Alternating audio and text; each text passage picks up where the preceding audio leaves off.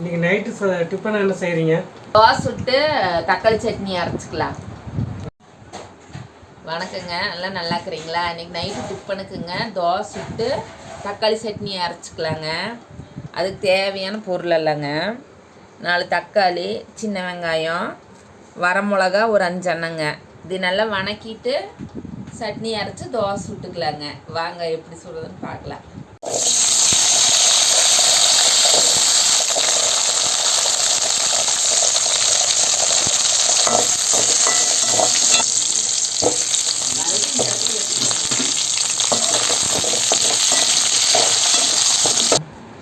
நல்லா வணக்கியாச்சுங்க. ஆறுட்டு மிக்சியில் போட்டு அடிச்சுக்கலாங்க.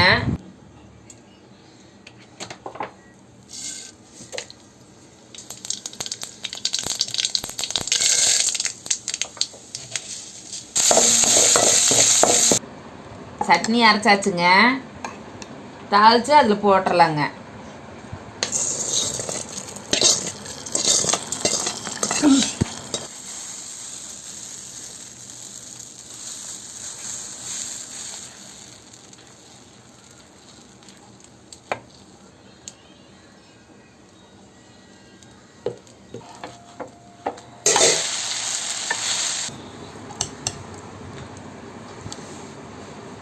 தோசை வருங்க, நல்லா மொறு மொறுன்னு வந்துட்டு இருக்குது.